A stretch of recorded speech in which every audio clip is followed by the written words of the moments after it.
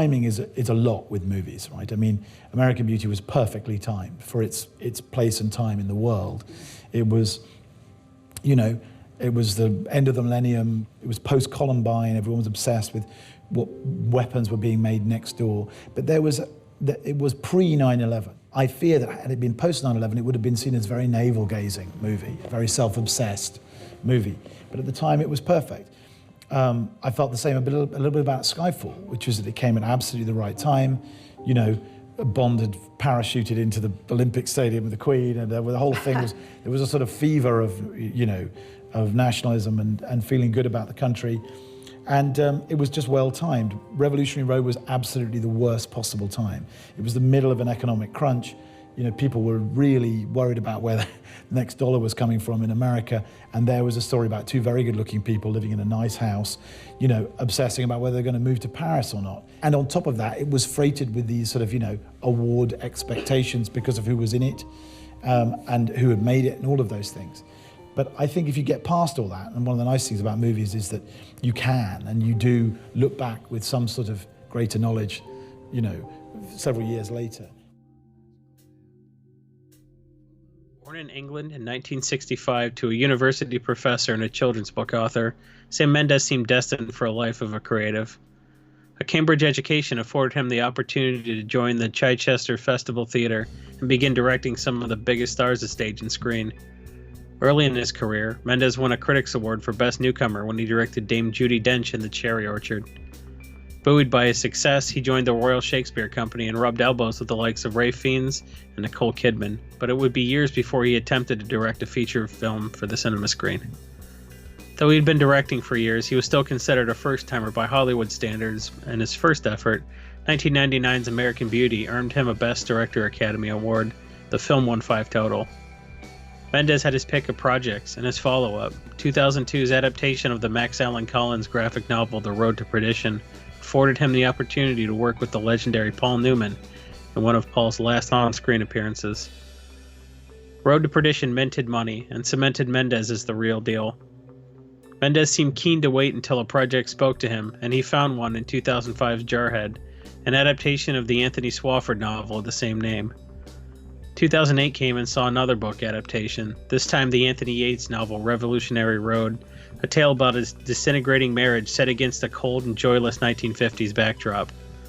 The film seemed to pretend Mendes' own marriage's disintegration, and he split with his wife and Revolutionary Road star Kate Winslet soon after.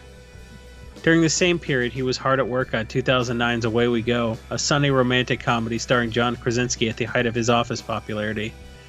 Krasinski and co-star Maya Rudolph couldn't do much for the quirky film's tough sell, and the movie lost a lot of money.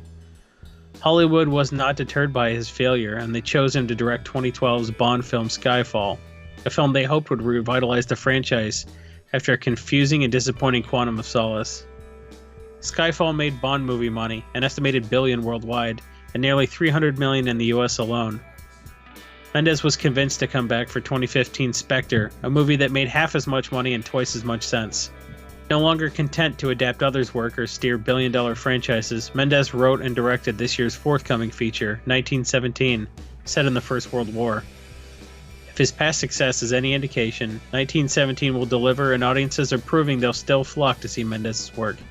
From rom-coms to Bond films, Sam Mendes, although critically acclaimed, one of the least household names, at least as far as his name goes. A Christopher Nolan or a Wes Anderson, you have to basically say, oh, the American Beauty guy. But we'll get into all of that in the next 90 minutes or so. Welcome back to Director's Cut. I'm your host, Jon Dunning, and as always, I'm joined by my co-host, Mr. Jason Alt. Hey everybody, thanks for coming back. Absolutely, and also I am joined by a concoction, I guess shaken, not stirred. Nah, I'm just back on the Bushmills, just straight whiskey tonight.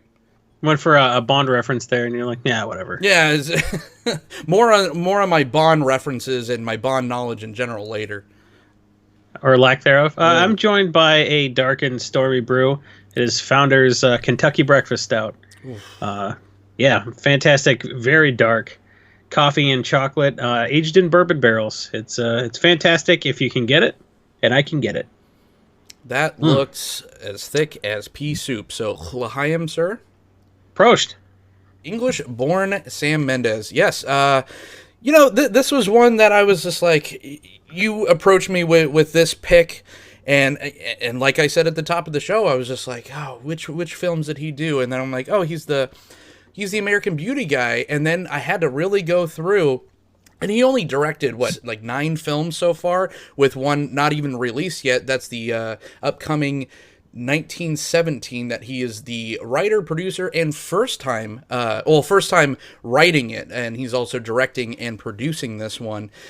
So yeah, it's just like, of course I've seen Jarhead in Road to Perdition, Revolutionary Road, but it's just one of those things that I never connected it to the filmmaker himself. And that's because I think that, unlike other filmmakers in the past, like O. Russell and Wes Anderson, he kind of is a genre hopper. He is not afraid to, make a Away We Go, which is like this cute little quaint thing with Krasinski, and then jump right into Bond films.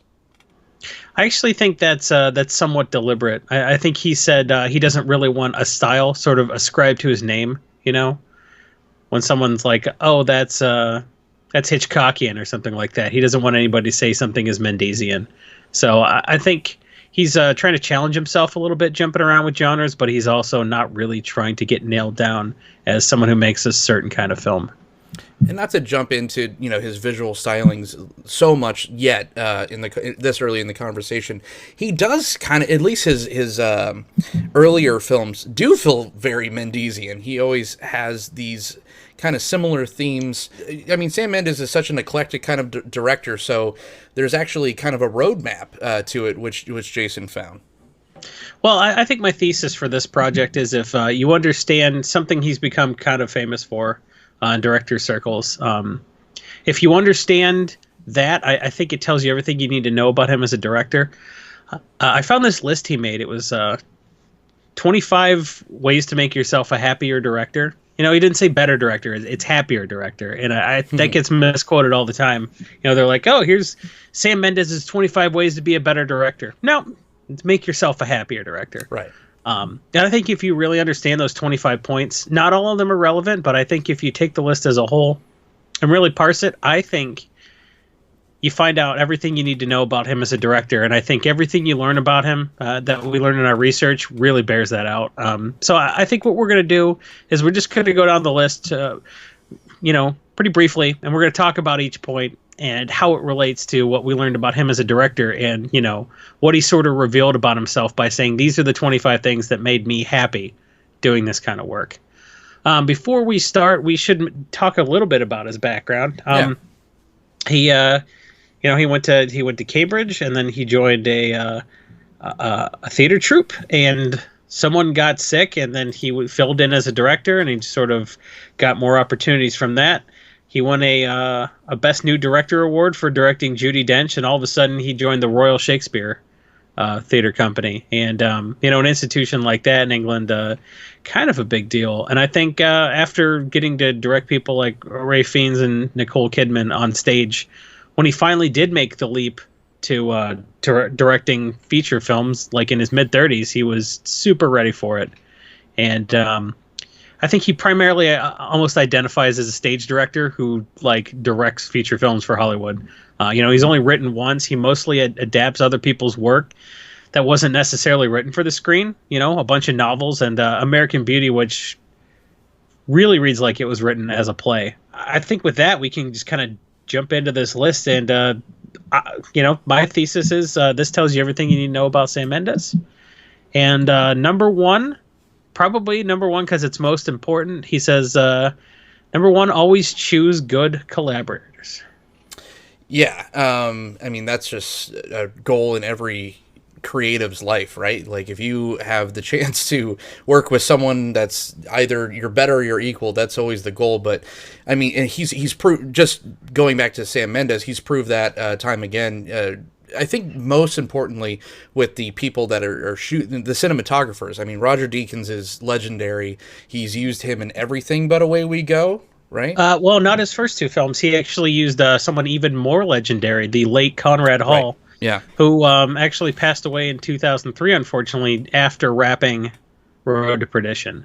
So I feel like, he's he's brought Deakins has brought his best work, and I think Mendes, worked well with him. But I really think in the case of Conrad Hall, the two elevated each other, and I think some of Conrad Hall's lighting choices were some of the best work he's ever done. You made a mention that you said you think Mendes lights an interior scene, better than a lot of directors, but I really think that was Hall. We talked about a scene in American Beauty where Kevin Spacey's back at a table. He's like leaning over his arms, and the table's illuminated by candles, and then he leans forward, and more of his face is illuminated as he comes forward. It looks really menacing. It's fantastic. Just little things like that like only come with like 40 years of Hollywood experience. I think he was so lucky to be able to collaborate with Conrad Hall and Roger Deakins, and I really think that they elevated each other. Which I think he, even with Roger Deakins especially, I think he illuminates darkness really well, which is a very, talking to like filmmaker friends that I have, it sounds so prestigious, right? But it's hard to light in the dark properly. He makes it masterful, like in Jarhead when they're walking through the fields of oil infernos. Everything looks absolutely fantastic. Like everybody's face is perfectly lit. He does like oranges and purples really well in the dark. So he just has this way to capture like a candy like Technicolor, almost like like juicy colors in pitch black, which is very underrated. If you're not familiar with Deakins' work, a man who we've talked about more than we have Sam Mendes at this point in the episode, he basically like just works with the Coen brothers and Denis Villeneuve and Sam Mendes at this point. Like, you guys can't say it right either, so. I took a year of French in high school. I should be able to. You just don't say any of the letters, right? Like the last four letters, you just trail off. I just say it fast. Denis Villeneuve? Yeah. Villeneuve, Denny V. How's it going, V-Dog? So, yeah, so Deakins he has to illuminate a pretentious Joe and Ethan Coen movie set in 1887 where all they had were candles. How much affection we have for the Coen brothers. So, like, right. Yep, collaborating with Deakins, somebody that, like, the Coen brothers trust for their cinematography. And, it says a lot about... And it's not just the technical people he collaborates well with either. I promise we're not going to spend as much time on every point as we are on this one, but it's number one for a reason. Right. He works with a lot of people. One of his other points is work with Dame Judi Dench if you can. He won an award for working with her on the Cherry Orchard, I believe, on the stage, and that was like his big break. I wouldn't call American Beauty his big break. He was like established at that point. So yeah, he was like directing actual like huge productions, not just cats. Yeah. As far as the actors goes in his films, I think he worked with Daniel Craig the most, obviously in the Bond films, but also twice? Like he doesn't really work with actors all that. Allison Janney twice. He worked with Krasinski twice. He didn't like Daniel Craig for the role of Bond when he was already cast back in, I think, Casino Royale. Well, they already made 2 movies. Right. And he even said in the interviews, like, that wouldn't have been my pick for James Bond. But then, he saw Casino Royale and everything, and then he's like, okay, I'm kind of warming up to the idea, even though he already had him featured, although it's a very different kind of role in Road to Perdition. But I always thought that was funny. He's like, yeah, that wasn't a good Bond choice, and it turned out to be just that. It's like one of those things on IMDb. They're like, frequently works with Daniel Craig, and I'm like, not really. Yeah, he's worked with him 3 times. That's a record, I guess. But for 9 films, I mean, that's a good percentage. That's 33, in fact. Yeah. Repeating, of course. Simple math. We'll go to number 2. I'll read this one out. Try to learn how to make the familiar strange and the strange familiar. Direct Shakespeare like it's a new play. See it with fresh eyes. And I think I think there are 2 different ways to read into to interpret this, because like I feel like that is like a technical way he goes about things, but I also feel like that is the way he imagines different stories. So like first off, we'll attack like the first point. He got to start doing plays, and I think some of the stuff he did early kind of feels more like a play.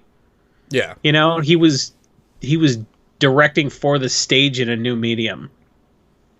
And American Beauty was the perfect project for that because I really feel like it benefits from that sort of feeling.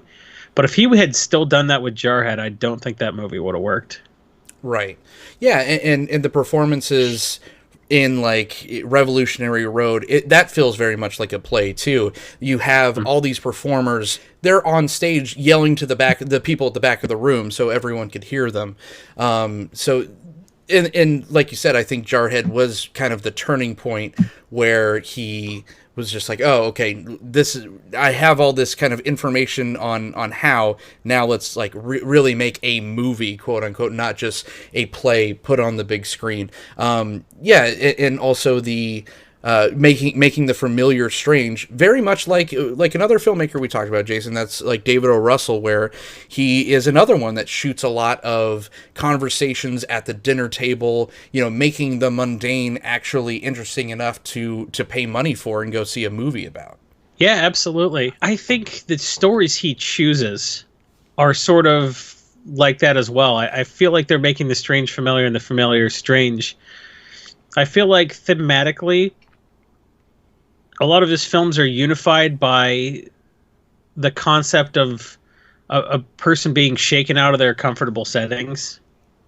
If you look at almost, let's just go down chronologically. American Beauty, a guy has his midlife crisis, he gives up and he decides to stop maintaining the facade, right? Right. And he has his little like moment of existential terror, and then his life improves for him, and he's shaken out of his comfortable existence, and his home life suffers as a result. Road to Perdition is a huge proponent Road to Perdition. Your wife and daughter are murdered, and you and your son completely change what your life is now. You're a family man, and all of a sudden, I guess we live in hotels and steal money and shoot people in the face now. I guess that's what we do. Forcing you to be a good person rather than just be a henchman. Yeah. Jarhead, a guy was dumb enough to sign a contract, ends up in the desert, Revolutionary Road, these couple gets the 7-year itch. They can't stand each other, and they just think they just need something to shake it up, Bond movies are Bond movies. Right. Yeah. The Way We Go it's about travel. It's all about all about that is the entire theme of breaking out of, we're going to wake up tomorrow. I always say this in my real life. I'm going to wake up tomorrow and I'm going to be 70 years old and I'm going to be like, oh, I'm stuck at this kind of dead end job. And that's very much what Away We Go Maybe is. You'll blackmail your boss for over $60,000. So there we go. And going back to Jarhead, I think that, like Jake Gyllenhaal's character, he is at first he's one of those guys that's just like, oh, I'm gonna smoke cigarettes at a party to be social, but I'm never gonna get addicted because I'm mentally strong. And then obviously that doesn't work. Everyone gets addicted to cigarettes and everyone gets addicted to war when you're in a war setting. So it was almost like it felt like his character is in this lineup of the other characters that we're talking about, but he was just like, I'm gonna be the difference, and he turns out to be more of the same more than any of the other ones. Yep. He earned his brand by the end. Yeah. So you have the familiar becoming strange for the characters, but their strange journey being familiar to the audience. I don't know if that was how he intended to phrase this point, but I really feel like that's something in all of his movies, that the universality of being uprooted and how that feels to people. And I promised we wouldn't spend as much time on every point. The next one's, if you have the chance, please work with Dame Judi Dench. Got it. Check. When she comes asking to collaborate with me on an article or a podcast episode, we'll take her call. Absolutely. Before he said that, I was like, man, if she wants to come on this podcast, she better bring something to the table. But now that Sam Mendes has vouched for her. Are we going to get one of those weird Bill Murray 1-800 numbers for people to contact us? I'm sure she's. That'd be good. We don't have agents, so right. Yeah. Use a payphone. Yeah. Number 4, learn to say I do not know the answer. It could be the beginning of a very good day's rehearsal. Here's a guy who won a Best Director Academy Award for his first feature film. First time out. Is that a coincidence? Was that luck? Or was it the fact that he thinks the most important thing you can do as a director is find good collaborators. I really think when you say, I don't know the answer, you go and find someone on set who does, or you sit down and you talk to everybody and you figure it out instead of just saying, I know, I'm the director.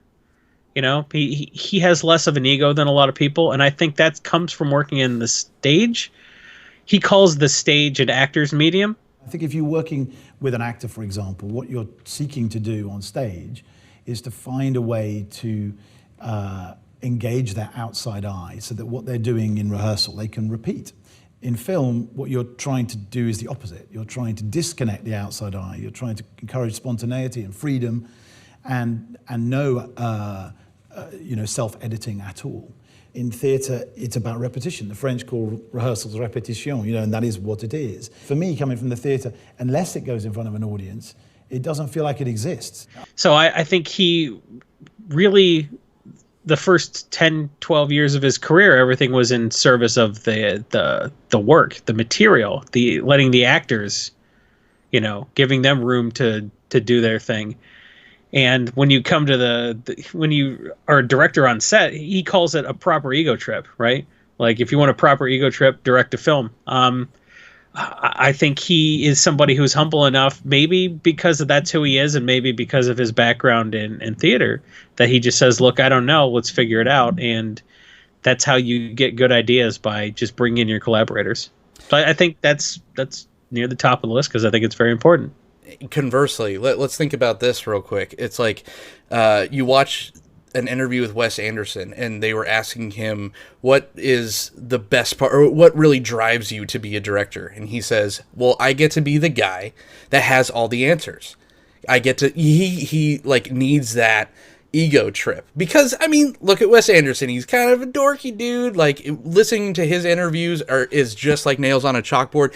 Sam Mendes is like literally the most interesting man in the world vibe, right? He's just like super cool, super laid back, whatever. He's just like, yeah, I don't know, because he mastered a thing and then he went and did another thing. He's like Jim Carrey. He's like painting now, but Sam Mendes is making movies. So he, like you said, he utilizes the people that he employs to answer the questions, or at least help him find out the right path to get there. So I thought that was very cool. And it's just very telling, just putting those two together. Like Wes Anderson is like a little spaz, but he gets off on the ego trip of knowing, being that, Wikipedia, the human Wikipedia for everyone on set, where Mendes is just like, yeah, I don't know. We'll figure it out on film day.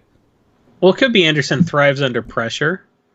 And it could be he's got more of a vision that he's executing, because Wes Anderson is making original films. True. And Sam Mendes is making adaptations of other brilliant writers' work. Fair enough. I mean, Anderson's always arguably, collaborating. though, yeah. But I mean, who was the worst writer who wrote on a Mendes film? Like David Eggers, who talented in his own right. Right. Did the David O. Russell film adaptation Where the Wild Things Are. He wrote that The Circle movie, the Google thing. And he wrote. We talked about the movie The Promised Land on the Gus Van Sant episode. Mm-hmm. David Eggers wrote that. So like, that was probably Away We Go was like his weakest film probably, and that was still written pretty well. So I think he's benefited a lot from adapting really good writers' work. I mean, American Beauty, of course, that was going to be a monster. Alan Ball's a genius. Yeah, he made some great television, and he also made True Blood. And he made some not so good television. Well, I mean, but it was fan service, right? He knew that thing was a hit before it was even on the screen. So, I mean, I can't fault him for that. I just could never bring myself to watch it. I watched all of it, and I don't know how I feel about that. I did. Everything about it was bad. Was it just Twilight with boobs? No. Anna Paquin's accent was terrible. Anna Paquin is terrible. Well, yeah, but I mean, she was even bad for Anna Paquin. Oof. So she was really packing it in. There are things to like about True Blood, and it had a lot of fans. And I didn't stop watching it. I didn't at any time I was like, well, I'm doing this to myself. I feel like I got to continue. I watched it. I wouldn't recommend it. but it was good enough to watch while I did other stuff. So All right. whatever. Alan Ball's great, man. 6 Feet Under's top 5 television programs of all time. Don't at me. I have seen the finale of that show more than anything else, and I will still cry every single time. I don't care. In here. Some aspects of that were silly. It's like, you remember when Keith was a bodyguard in 2047 and got shot out back of a Brinks truck? Right. It's still what a good show. Let's do Alan Ball next. Yeah. Number 5, go to the ancient amphitheater at Epidaurus in Greece. It makes you realize what you are part of, and it will change the way you look at the world. If you're an artist, you will feel central, and you will never feel peripheral again. And that's such a weird takeaway from being dwarfed by the literal manifestation of the concept of tradition. Right? Like, it's like somebody distilled the concept of the word theater and manifested something to menace him with. And he was literally dwarfed by its gargantuan scale. And instead of saying, I'm insignificant, like the way you sometimes feel when you look at the stars, he was like, I'm part of something. I'm not peripheral. I'm part of the... To have that experience and have that be your takeaway tells you a lot about who he is as a person. He's sort of like, theater is huge and it matters and it's the most important thing, and theater's the most pure art form and I'm part of it. Like, it's just such a weird takeaway to be inspired by how meaningless your contribution is. I think there aren't too many people who would have that experience, and I think that tells you a lot about him and why he had the balls to make one of the best movies of all time as his first feature film. Yeah, and my takeaway was that's why it feels so personal, even though they're adaptations of other people's stories, but why it feels like he is transplanted into these stories, like Revolutionary Road, where it was essentially an indictment of his personal marriage with the person that he was filming in Kate Winslet. Oh, gosh. Well, it was a movie it was a really unusual film to make because I was directing my then wife in a movie about an unhappy marriage. So join the dots.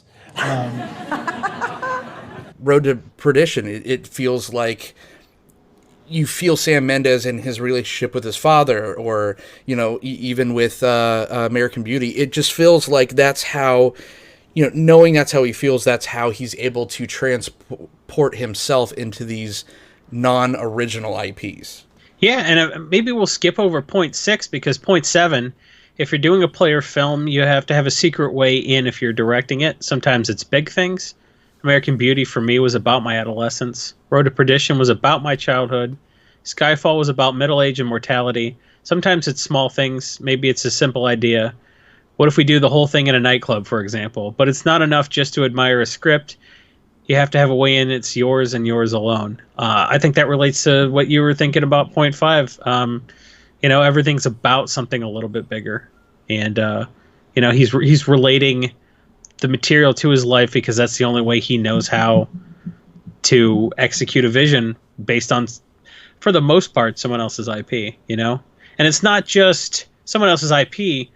Jarhead is a deeply personal story. Right. That's not just like, this isn't for everybody. It's like, this isn't for anybody. This is for Anthony Swafford. This is me, yeah. And I think that's another way of making the mundane more stylistic, because Jarhead could have looked very boring. Like a lot of war films, and another director like David O. Russell that kind of sexed it up a little bit with Three Kings. He made it like stylistic camera choices where Sam Mendes will cut away kind of very Gus Van Sant style, and instead of inserting shots of clouds, making a time skip on a shrubbery in the middle of the pan, the salt pan, but make it look great, or make a silhouette of a soldier with the backdrop of a violet sky at dusk, where he is making things personal, but he's also able to make things look interesting. In real life, if you're just walking down the desert, it's gonna look super boring. But he does it in a way where it's beautiful.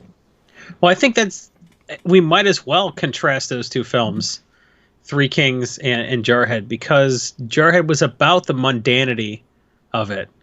You know, a lot of it was like, well, I was dumb enough to sign a contract, and now all this terrible stuff is happening. And just the worst part of this war has been the boredom. You know, it was the same war too, right? If I'm not mistaken, it was the Gulf War, right? Yeah. Jarhead was earlier in the campaign, you know, and Three Kings was later, but still, it was the exact same occupation. So. Yeah, those are great films to contrast. And how funny that they make those are your two stylized war films. They're not Saving Private Ryan where everything's super, or Dunkirk where everything's very realistic looking. They have to jazz it up a bit because the war was literally about Marines sitting around masturbating, you know, hydrating, masturbating, sitting around more, masturbating. You know, it's great that those two filmmakers tackled this subject matter and gave life to otherwise, you know, guys sitting in the middle of a desert and making it look super interesting. And those two films are two of my favorite war movies. Well, Russell didn't want to make a movie that was as boring as the thing was itself. He wanted something sexy to happen. It's like, oh, look, it's a heist. Whereas Jarhead was like, well, I screwed up and signed this contract, and now my life is very boring while my girlfriend's getting pounded by a coworker. So, you know, it's a nice juxtaposition of those two approaches to something that happened around the same period. Yeah, and I think, like you said, like Three Kings is very satirical. It has a lot of commentary on that kind of stuff. Where this, you know, Jarhead is just so personal. It's like a documentary. Just very jazzed up. It was, you know, heavy on metaphor, which is something Mendes doesn't like necessarily. Point 6 that I skipped: avoid, please, all metaphors of plays or films as pinnacles or peaks. Treat with absolute scorn the word derivative, and if anyone uses the word masterpiece, they do not know what they're doing. I use that word all the time. Masterpiece or derivative? Masterpiece. Oh, he didn't say derivative. He said definitive. Definitive, see? Yeah. I should learn to read. So I think he just doesn't like superlatives. So I think he just doesn't like grandiose... you know, I think maybe some of the publicity surrounding American Beauty might have made him somewhat uncomfortable. Yeah. Because later in this list, he says, remember, the Oscars are a TV show. So as much as he's like, oh, I won an Oscar my first time out, it clearly didn't affect his ego. He's just like, bullshit. The Oscars are bullshit. Stop calling my stupid movie about a guy trying to bang a teenager a masterpiece, please. It's making me uncomfortable. I think American Beauty holds up, and it was one of my favorite movies when it came out. But it's about a dude trying to bang a teenager. And then you find out in 2017 that the guy really did like to bang teenagers. So not just the creepy subject matter and the actor that portrayed it, but also how sacrosanct American Beauty has become when you talk. You know, it's just so hollowed. But you could see, it's a movie that you could go back and if you really pay attention, you could really see the seams. Like they're getting drive-through, and you can see the green burrito logo on the drive-through menu. It's just like it sounds really small and picky, but it's there. It's just like how much of a, oh my god, this is the most visually stunning thing of all time. It's the dude's first movie, and yeah, he nailed it. He knocked it out of the park, but he did it. It was very broad stroke, where I think a lot of people thought it wasn't. It was just like. It was big ideas, but it was spelled out in a way that a 10-year-old could watch it. I think it's become chic to shit on American Beauty lately. Yeah, maybe. I don't know that it's sacrosanct, because I think everyone likes to take a swing at it every couple of years, and like we forget. It'll make you feel old as hell, but 1999 was not 10 years ago. Right. It was 20 years ago. You're like, oh Jesus. Yeah. I was a completely different person when this movie came out. So like, it's had 20 years of people just being like, is it really that great? Or was it like the rose petal metaphor with her in the bathtub really just stupid? You know? Well, I mean, it was like a lot of it really just kind of ridiculous, and I think everyone likes to crap on it now. So like going through and seeing some of the seams, as you call them, like picking apart his first effort, like his first movie could have been Clerks. So, Right. you know, the fact that it was something this good is great. But I think like stuff he got away with at the time because it hadn't become. You remember like after The Matrix where everyone did the stupid bullet time thing? Right. After that, and then like people stopped being able to do it seriously because they did it in Kung Pao with like the cow udders and shit. Like you couldn't actually do bullet time after that because everyone made fun of it so much. Yeah. It's kind of stuff like that. Is like you can't do voiceover narration anymore because everyone's like, all right, Blade Runner kind of set it up, but American Beauty put the nail in its coffin. I don't know. I think he uses VO as a crutch personally. Malik will always try. Well, Malik's like, if I didn't have to have anyone on screen, I just want Christian Bale to take a GoPro to the desert. Olga Kurylenko, just spin. Yeah. Just have someone just read a Robert Frost poem while he looks at some salt. These movies that are like 20 years old now, you think of Fight Club, that's another movie that people love to put under a microscope. And I don't even think it's Fincher's fault why it's almost, dare I say, not cool to like Fight Club anymore because of the kind of group that's taken it on as their banner, and it just made it kind of stupid. Well, it's like the people that were being satirized by Fight Club are like, oh, you're right, that dude's awesome. Right, yeah. And they don't know like that they're making Mount fun Rushmore of them. Of like toxic dude bros is like Tyler Durden, the Joker, the Punisher, and like Ben Shapiro or some shit like that. It's like Jordan Peterson telling the Punisher's mom he's a cuck. That's what we like. So like Fight Club, it was about toxic dude bro douchebag masculinity, but like it really appealed so much to toxic dude bros that like you can't even enjoy the film as an indictment of their ethos anymore. So yeah, I get that. This is why we can't have nice things. But yeah. Oh, no, is a dude bro not going to come on our show now? Oh, darn. Hey, I call people snowflakes unironically in the year of our Lord 2019. Jeez, we're so woke right now. That puts us on 8, which is confidence is essential, but ego is not. I think that says a lot about him as a director. He talks about directing as an ego trip, almost as something like you want to avoid. I think you need to project confidence, but I think if you have an ego, it removes your ability to ask for collaboration. So if you're confident, you're like, I'm the fucking director, I'm going to get us through this. But confidence is saying, I don't know the answer, point 2. Yeah, and I think his confidence also, that's what it means to, he'll take on anything. He'll take on all comers as far as challenges go. He'll do an art film like American Beauty to a period piece like Road to Perdition, and then he'll jump over to a war-type film, and then he'll do a rom-com like Away We Go, right into Bond films. I think he is uber confident that he can, and no ego about it. Like he's just like, I don't know what I'm doing, but I'm gonna figure it out on the way. And that's half the battle, is accepting it. Because once you accept the challenge, you really have no option rather than to succeed if you're a successful creative person.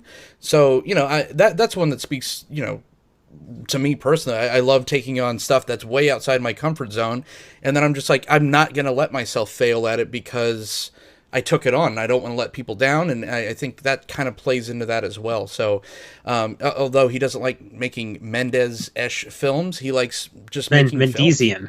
Yeah. Mendesian. If you have to, what is it from Game of Thrones? If you have to tell people the king, you're not the king. Right, yeah, exactly. He doesn't have to tell people he's the director, and he's not threatened.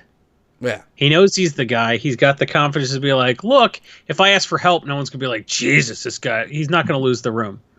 I think he's got the confidence to be like, look, I think I can say I don't know. So, that we talked about this next point number 9. Theater's the writer's medium and the actor's medium. The director comes a distant third. If you want a proper ego trip, direct movies. A lot of people don't know who writes stuff. How many people know who wrote American Beauty or Road to Perdition? Or Jarhead, Jarhead was obvious. Right. The main character of the movie was the author. But some of these things, like if you didn't look it up, if you didn't know, if you didn't do it for research, or you weren't interested in that kind of thing, nobody knows who writes these movies, but everybody knows who directs them.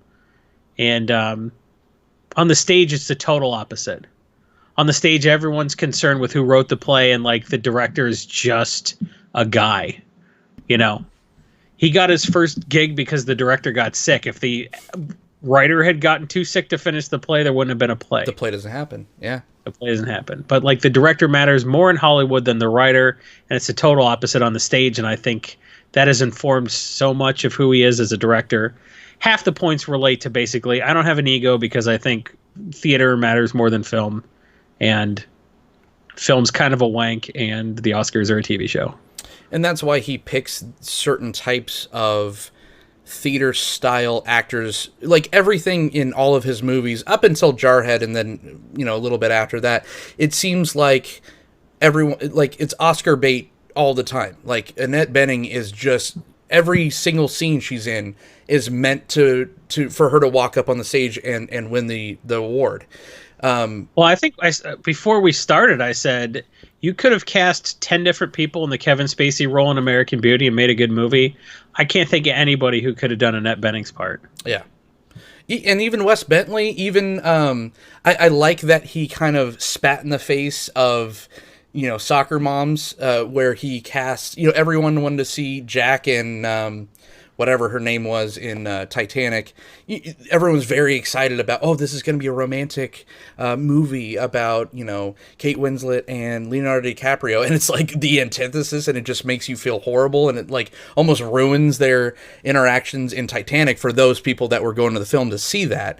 So, you know, I think he casts these certain types on purpose. Like Michael Shannon puts on an Oscar-worthy performance by sitting at a table and walking through a backyard for like 3 minutes of the movie. He steals. They just needed every scene. Well, because he chewed on the scenery. Oh, he just Michael Shannon so hard. You know, as much as I said that about Spacey, thinking back on it now, though, like he's such a guy who everything he does feels like it was a play. Like if you really look at everything, fuck Kevin Spacey, right?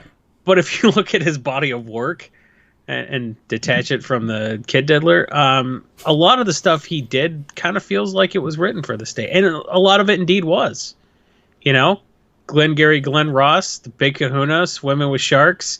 The Ref yeah, easily could have been a play. You know, so like a lot of his work. Something like American Beauty was right in his wheelhouse. So, I think it made sense to pick good collaborators. Can we just go off on a quick tangent about how great and underrated Chris Cooper is in everything? Maybe like everybody who takes film seriously has that opinion. Like I can't imagine talking to like other film buffs and they're like, "Oh, fuck Chris Cooper." I think everybody thinks he's great, but like he's not a household name because he's a character actor, and like it's just I think a lot of character actors are very good and a lot of movie stars are Chris Pratt. Yeah, he just looks like old Mercadad. You don't get to be Chris Pratt by being a good actor. You get to be Chris Pratt because of an accident. And then Chris Cooper is just going to be a guy who's a good character actor and makes 25% as much as the lead actor his whole career, and he's always going to work, and he's always just going to be good and everything. So, whatever. He was deathly afraid and had to get talked into the role in American Beauty because he was just worried about what that would do for his career. And I mean, it probably boosted his career quite a bit. He's fantastic. Adaptation, right? Adaptation. Yeah, God. He stole every scene he was in that movie. And Nicolas Cage is in that movie twice. It's hard to do. Yeah. Meryl Streep's in that movie. Oh, yeah. Ron Livingston is in that movie of Office Space fame. That's true. Mike Judge on the next director's cut.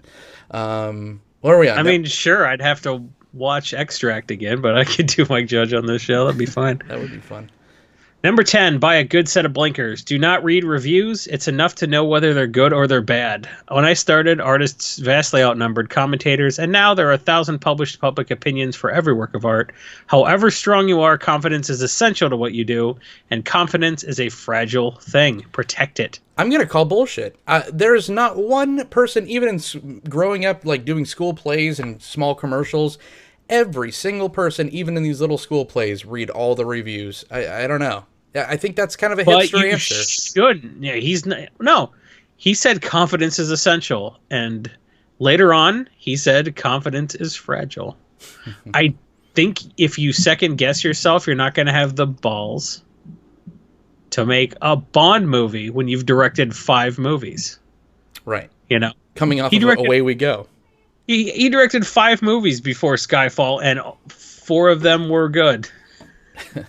His last movie he made before Skyfall was garbage, but if he'd read how much everyone thought it was garbage, where everybody said it was bad, and then Armand White said it was good, which is a death sentence for a movie. Because he hated Toy Story 3 and loved Peppermint. Oh, Jesus.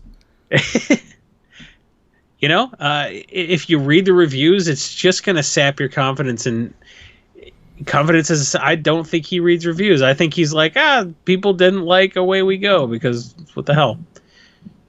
And Away We Go was not a bad film. It's just felt odd. No, 58 on Metacritic. It's mediocre, whatever. If that's your worst movie, right? Yeah, you're doing something really well. You know, it's still, I don't know. It's one of those.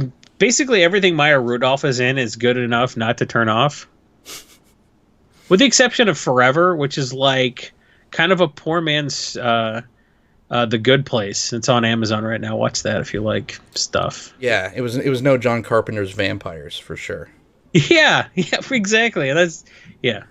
So, and if he'd gotten obsessed with how much everybody shit on Away We Go, or I guess is shitting on American Beauty now, maybe he wouldn't have had the balls to write his own movie about World War One, which is something no one's asking anyone to do right now.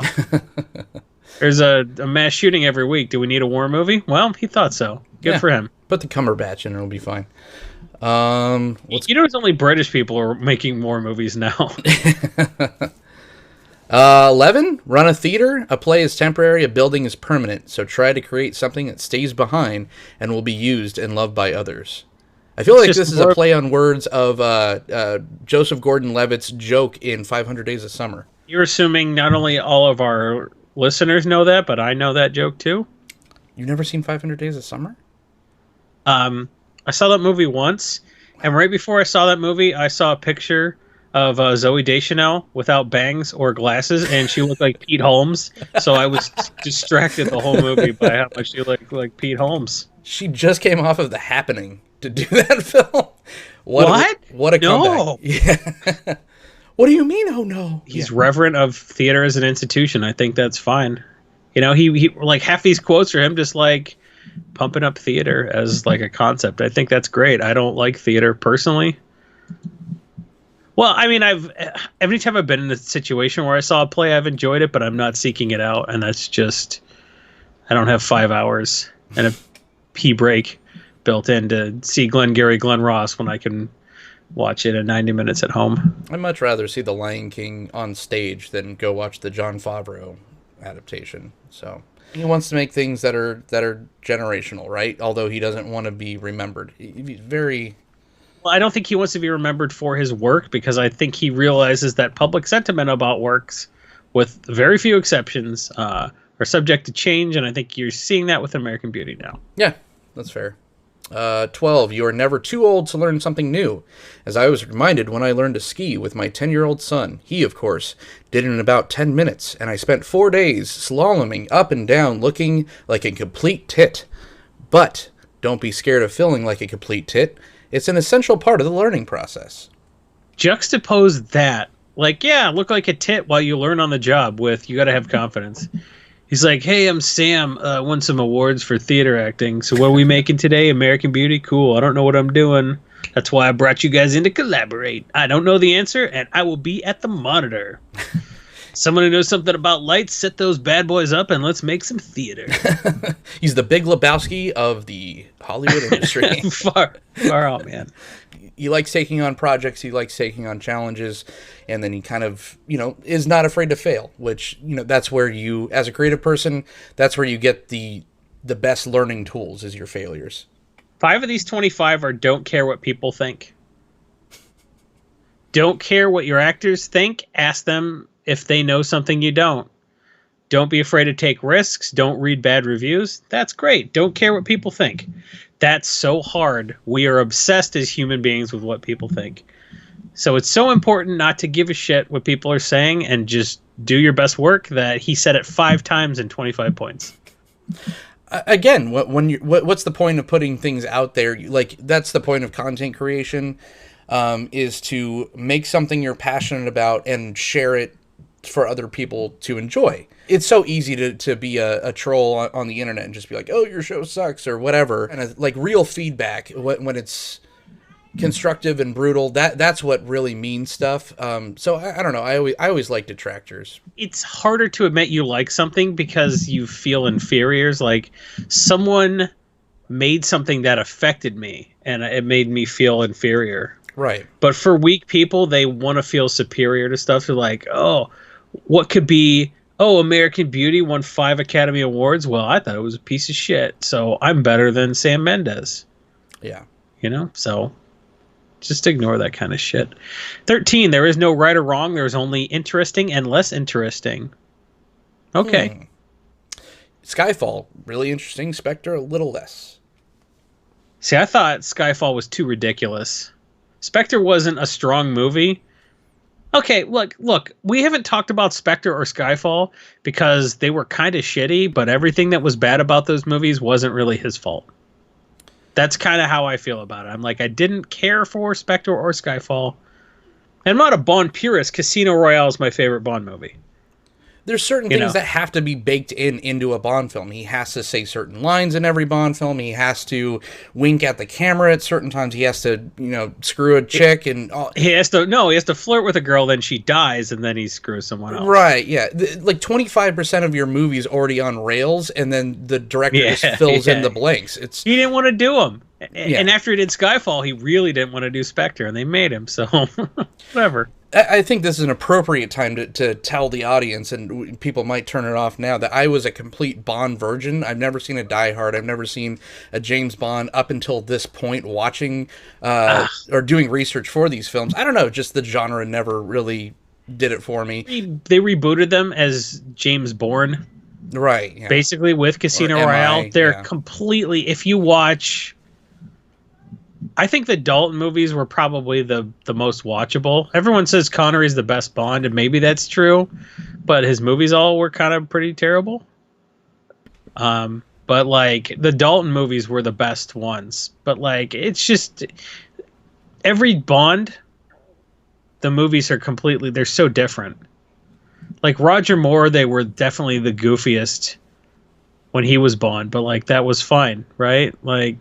So I think you have to just maybe, if you care about movies as a separate entity from film. Right. Like Avengers Endgame was not a film. That was a movie. Bond movies are movies. And Sam Mendes made some movies because some people wanted him to. And they knew he'd do a good job, and he did a good job. Everything that sucked about Skyfall and Spectre wasn't his fault. Skyfall sucked because it was Home Alone for adults. I love that trick. The nails in the It was Nightmare on Elm Street, you know, when they were trying to catch Freddy Krueger. That was great. I liked it that I got to watch it as just purely Sam Mendes films, and I didn't have like decades of preconceived notion, of just like what this is supposed to be. So that was nice. I got to just kind of view it. And yes, it was on rails for most of the time, but I was very surprised of how much Mendes he actually still got to insert into a IP that almost writes itself. So, I mean, you make a Bond film, you make a cool intro, which all the Marvel Netflix series try to redo. But for the most part, I got done watching Skyfall, and I'm just like, wow, you know what? That was actually really enjoyable, and I could really see myself maybe retro watching some Bond films. And then I got to Spectre. By the time I was done, I'm like, these are overly long. I could watch a Bourne film, I could watch a Mission Impossible, and I could get the same thing out of it. So he didn't write those movies. They're sort of like, here's the script. Yeah. Oh God, Spectre. Mr. Bond, you'll never defuse the bomb and save the girl. There's not enough time. Wow, you did both, huh? Yeah. Shit. You'll never stop me from flying away in my helicopter. Oh, what's that? You shot the tail rotor one time? Touche, Mr. Bond. Take me to jail. Yeah. Ooh, the twist was you didn't kill the bad guy. Ooh, you got us. What a twist! Yeah. Christopher Nolan could have written Skyfall when he was like, "Of course, I knew you would chase me down this tunnel, and that's why I made the train burst through the wall this exact second, right, so I could get away." Hi, I'm Q. I make all the gadgets, and I'm the head of cybersecurity, which is why I plugged this random laptop directly into our fucking mainframe. Because that's what you do. Yeah. Oh, I found a USB drive in the parking lot. Let me just jam this into MI6's main... Yeah, shit, I was like, they were fun. They're popcorn, feed your face, but it's not like my life is better for watching them. They're not Mendes movies. They were movies Mendes made. Yeah. He made Mendes movies. These were movies Mendes made. Yep. Paintings, novels, poetry, music are all superior art forms, but theater and film can steal from them, which is why he made 5 different novels into movies. American Beauty was a screenplay. Road to Perdition was a novel. Jarhead was a novel. Revolutionary Road was a novel. He likes to adapt. He's very good at it. No such thing as previews on Broadway. I spent about an hour looking at what he meant by that. I don't know. Yeah, this one stumped both of us. I mean... That's some theater shit. I don't know. There's a bunch of drama nerds who, did idiot drama club. And preview. How do you not know what previews means? Right. Number 16. Peter Brook said, "The journey is the destination. Do not think of product or, God forbid, audience response. Think only of discovery and process." One of my favorite quotes from Hamlet, Polonius: "By indirections, find the directions out." That's more like buy some good blinders, right? Don't read reviews. Yeah. He's not concerned with the end product. He's concerned with the process, and he trusts the process. He trusts the institution of theater and the process of collaboration and creation to such an extent that he kind of says, let's just worry about making what we want to make, and the audience will find it or they won't. You'll make Road to Perdition, or you'll make Away We Go. Yeah. And I think every outing, he likes the discovery and the journey of learning from those new experiences. I think that's why he likes challenging himself, dipping his toes into different pools creatively, where it's not about the dollars, it's not about the rave reviews or detractors. It's all about growing himself as a creative person, which is rare, very rare in today's film mediums. 17, learn when to shut up. Caveat, I'm still working on this one. So are we. We talk too much when we have guests on. It's a commentary on his restraint as a artistic filmmaker, where a lot of his films early on, of course, starting with American Beauty, was all about the visuals, was all about the metaphors. He was almost like a Nolan, where he was just like, oh, I'm going to put something out there, and it's up to you, the audience, to figure out what I mean. Where now it's more straightforward. He's more straightforward as a storyteller, even visually. But it's not necessarily a bad thing. It's not like he's pandering to the everyman, but he's just found a way to kind of clean it up. As much as he feels like theater is the purest form of storytelling, it has limitations.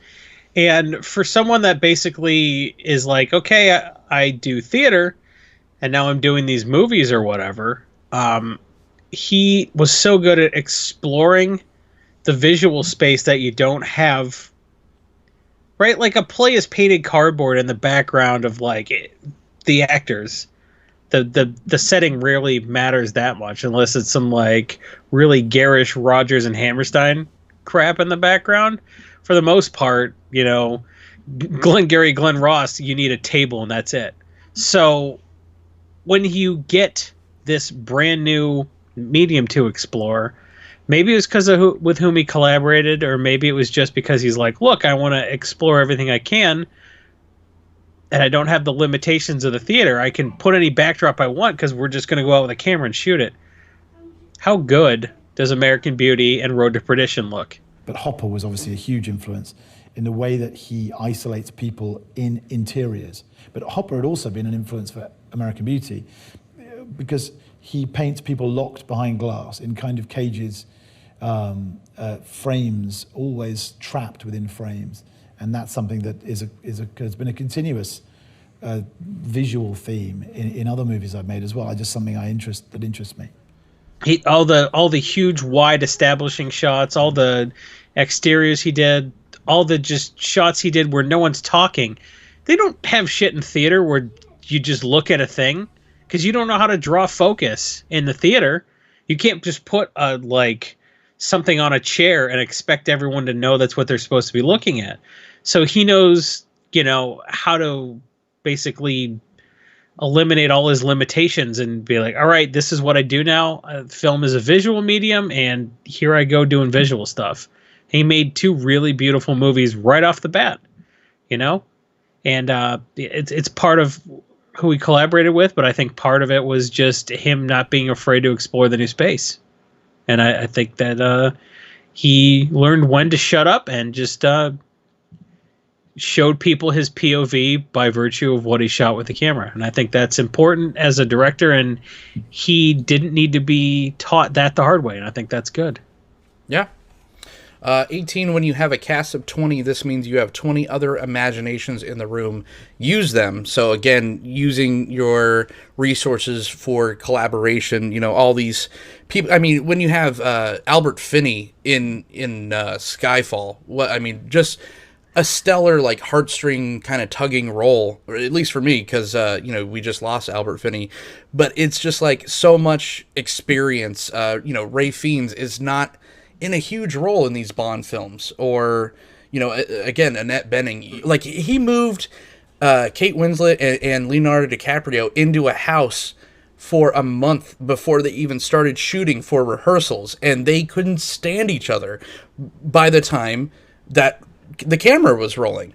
And I think that was not an accident. So he just wanted someone else to back him up. He's like, see, she's impossible. Yeah. That's why I'm cheating on her.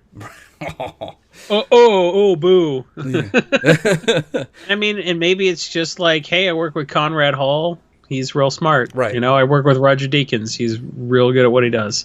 If you have Conrad Hall and you don't let Conrad Hall tell you exactly how you should be lighting a scene, go fuck yourself.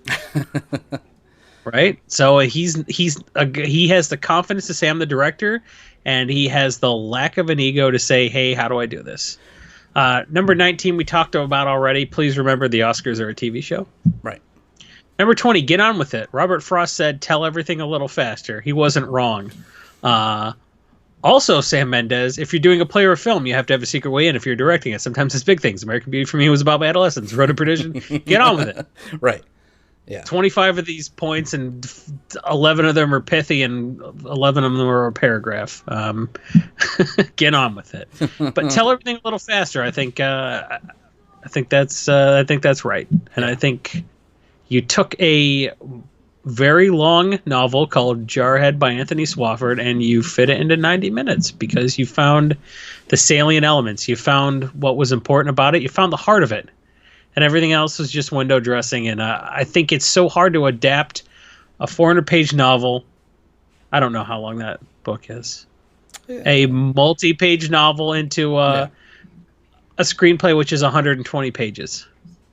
It's like a page a minute. So, Jarhead was 100+ pages. And the novel had to be way more than that. So he got there faster. Tell everything a little faster. Yeah. I mean, that's another thing where a lot of, especially dialogue-heavy filmmakers, even a Paul Thomas Anderson, it gets to a certain point where maybe it could have been told a little faster. Maybe, we could clean it up, kind of shave off a few minutes here and there. The other end of the spectrum, he lets, giant scenes breathe where they do feel organic.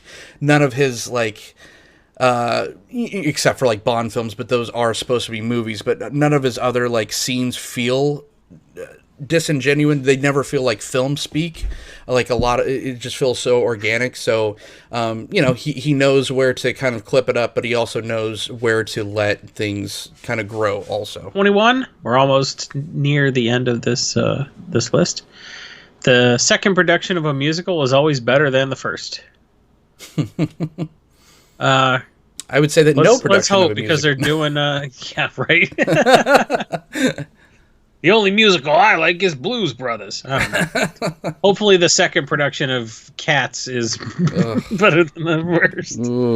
Then I mean, I've been in Fiddler of the Roof. It was miserable. I'm glad that only my parents came and watched it. Literally in the audience, it was just two people. It's just my parents, yeah. No one else's parents are like, oh, God. If I was a rich man one more time, I will literally... Yeah. It wasn't in a synagogue, but close. Yeah. There's like some metaphorical thing he means by the second production of a musical. Sure, always sure. the first. I'm sure that's like some metaphor for, but whatever. Yeah. I don't know what he meant. Well, learn to accept the blame for everything. If the script was poor, you didn't work hard enough with the writer. If the actors failed, you failed them. If the sets, the lighting, the poster, the costumes are wrong, you gave them the thumbs up. So build up your shoulders. They need to be broad. Yeah. So it's not I'm the guy in the, Wes Anderson sense. It's the I'm the guy in the someone needs to fall on their sword sense. Yeah. And that's he sees that power as great responsibility also. Oof. If you make away we go, you need broad shoulders. It wasn't that bad. It was. I know. I keep quite endearing. Actually, it was a really mediocre. Yeah. It was like a 5.8 out of 10. Right. And I'm like, it was the worst thing he made because he only made 9 movies. It was an episode of The Office, and not just because of Jim. Yeah, I wish he made something truly shitty so we could be shitting on it. He didn't make anything that bad, so it's just lovely. Baby. That's right. That's a baby. This lady is about to have a baby, huh? Any day now. 4 and 3 months. Thank you. Beckett. Hey, tell the nice lady what you know about babies. No, go on, tell the nice people what. Beckett, you're being rude. Babies like to breathe and they're good at hiding it. I put a pillow over a baby. I thought she wasn't breathing, but she was. She was sneaky, but I'll try again.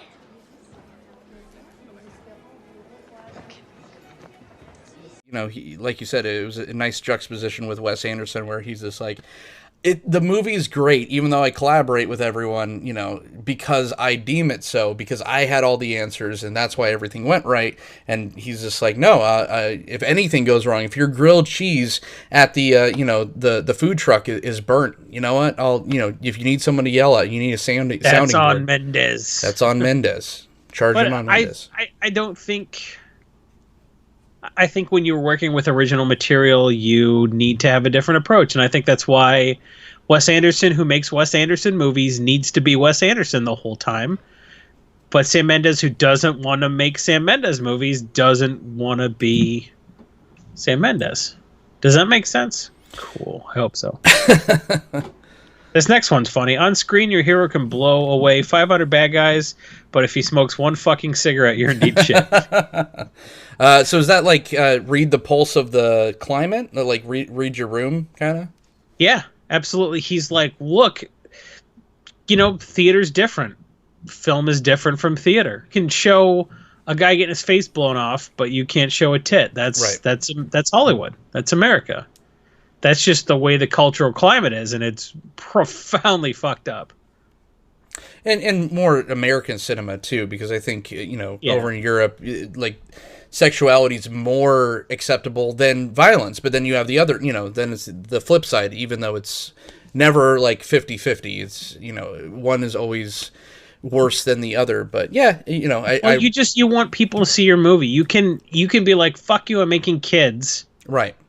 Which was, I don't know, maybe I sound like a moron, but I thought Kids was great. Have the 15 people that show up like it, or, yeah. Yeah, but then sometimes you're like, well, Showgirls was shit and also was NC-17. Like, sometimes if the movie's shit, people will only see it because it's NC-17, right. But for the most part, South Park, they tried real hard for that not to be NC-17. For example, they made a lot of concessions to get that movie down, and that's just something about the climate. It's because you have the people who rate the motion pictures. There's a great documentary about it, and I don't remember the name because I don't have to. Why don't you just type it into Google about how like those people are like there's just like a board. It's just like parents and shit are deciding these ratings. Like nobody appoints them. They're not like a government thing. It's just like, oh, we're just this group of parents near Hollywood and we decide what's NC-17. You know? So yeah. You're working with the restrictions of on screen your hero can blow away 500 bad guys, but can't smoke one fucking cigarette or, you know, grab a tit or whatever. You think anyone would have showed up to see Orgasmo if it wasn't NC-17? Like, come on. Nobody did show up to see Orgasmo. That was all VHS sales, baby. There was, like, no nudity in that film. I'm still, like, why was that movie NC-17? I think they just forced it on the box. It's because of Choder Boy, man. Nobody likes Squeak. Shut up, bitch, you're my best friend. Yeah. Always have an alternative career planned out. Mine is cricket commentator. You will never do this career, but it will help you get to sleep at night.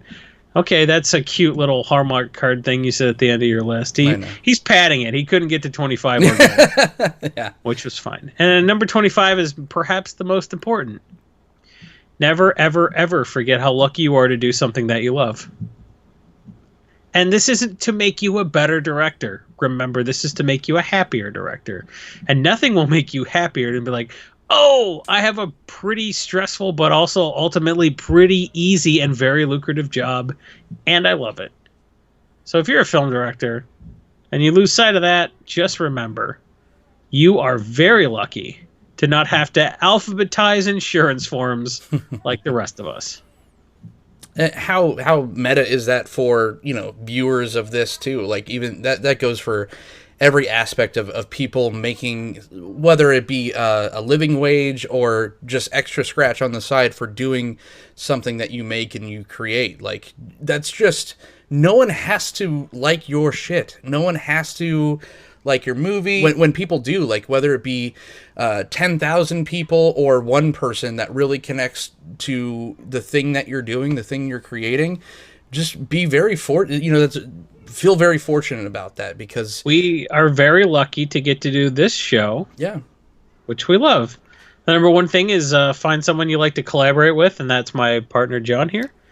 And we are very lucky to be able to do this show. And if you wanted to support us, why don't you click like and subscribe on this video and blast that bell icon to get a notification whenever we do a new episode of Director's Cut. We are very lucky to do this. And this is my backup career. So give us 5 apples. Well. Yeah. There's 5 apples on iTunes. It's a thing. The most Mendes quote I found was, "I'm not a masterclass director. I'm not a teacher. I'm a coach. I don't have a methodology. Every actor is different, and on the film set, you have to be next to them all." And I think that's how you get the best possible performance out of your actors. He's like a Gus Van Sant as far as being an actor's. He just gets the fuck out of the way, right? Like, I think that's kind of the key to a lot of performances. I mean, it's hard to argue with results from like a Ro Russell or a Kubrick that's like literally screaming in your face, and you know, but you also don't have to be a Jared Leto doing the Joker. You know you're shitty when you have to send people dead rats to their house, you know, to kind of shake them up for the 2 scenes you're in. And oh my God, method actors piss me off so much because I think acting is a really profoundly easy job, and I think having to pretend that it's not. Oh, I gotta do. You can't call me my name. You gotta call me Abraham Lincoln for 6 months. Sleep on a straw match. Go fuck yourself. You love Daniel Day-Lewis so much. No, but I mean, right? Like, is the job that hard that you can't? Oh, he called me Daniel and ruined my concentration. No, like, it's not that hard a job. So just cover me with oil and smack me on the bottom. It's just like the good actors are the ones that act naturally, right? For film. The stage actors, sure, go all out, be crazy, roll in the mud and drink milkshakes and do all that crazy shit, because that's what people are paying to see live. That's what translates onto stage. Because there's not a camera 6 inches from their face, and they're 95 feet away in a balcony. No one wants to see your tonsils. Yeah, exactly. You need to be goddamn, William Shatner when you're on the stage. There's a time and place for Michael Shannon, but there's also a time and place for, I was gonna say Kevin Spacey. Oh, what a horrible thing to have in the whole story. Wow. God, there's never a time. Well, there's a time and Sean, place, there's and that's never- jail. It's a time and place for Kevin Spacey when he makes that video of him like, God. you thought you could get rid of me. This is your apology? You're just menacing us while you cut a potato? Jesus. That's like the OJ tweets lately. It's just like, oh God, but I can't stop watching him. Sam Mendes, pretty cool guy, not much of an ego. He married a trumpeter after Kate Winslet. This is how, whatever. No, yeah, he dated the girl he cheated on Kate Winslet with, and then he married a trumpet player, so good for him. Yeah. That's a real artist. Playing the trumpet is the purest form of art, not making a Bond movie. Whatever, there's something to that, maybe. Maybe. Fuck Kevin Spacey. Good night. Yeah, the moral of the story is don't fuck Kevin Spacey. We could go on and talk more in depth about, visual stylings, how all of our POV characters, it all ends on their demise looking out a window or looking at a picture. There are Mendes-ish things throughout his films, but, like we've stated throughout, no other filmmaker that I think we've talked about got to jump around as much and had such a thumbprint on things that he didn't create himself, but didn't mean that he didn't do a fantastic job of just employing the right people, collaborating. I think is the big overarching theme with what Mendes has done right, and in my opinion, kind of a slip up with Spectre, and maybe away we go a little bit. I can't wait to see 1917.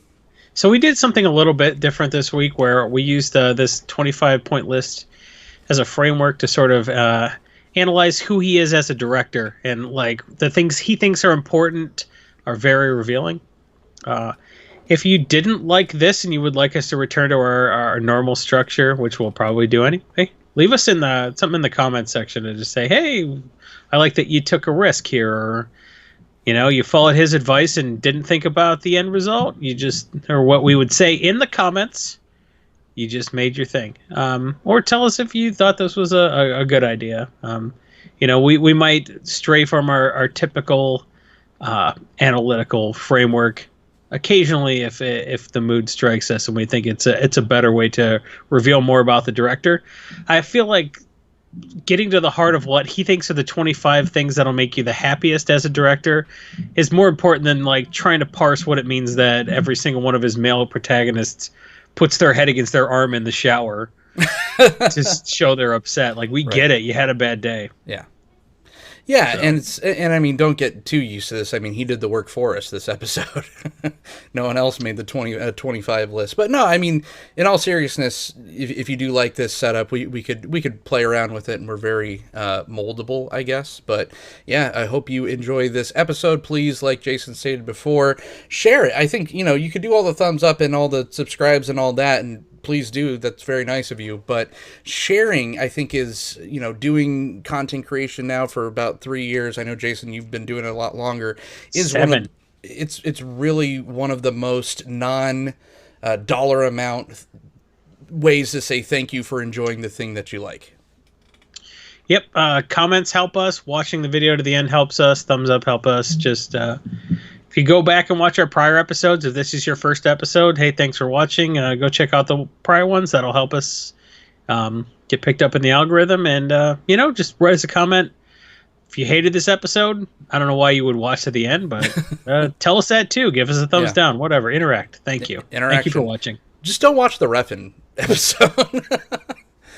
The Refn episode is just, I mean, unless you really don't like Refn, because we do not. But yeah, if you like us on social media, that's cut_director. If you want to follow me personally, I'm at OrzovDunn. I love talking about movies, Magic Gathering, all the like. Jason E. Alt, where can everyone find you? Jason E. Alt on the Twitter. I have a pinned post at the top of there that talks about all my projects. I'm a Magic the Gathering finance and EDH writer. I do this podcast. I'm a content manager. I'm very creative. I'm a stand-up comedian. I just do all kind of creative stuff because, I finally paid off the bachelor's degree in chemistry that I got. And I was like, how can I possibly disrespect this the most? Yeah, I know. I will live the life of all those liberal arts majors I spent 4 years maligning. So let's do it. Perfect. And thanks for caring about this thing we made.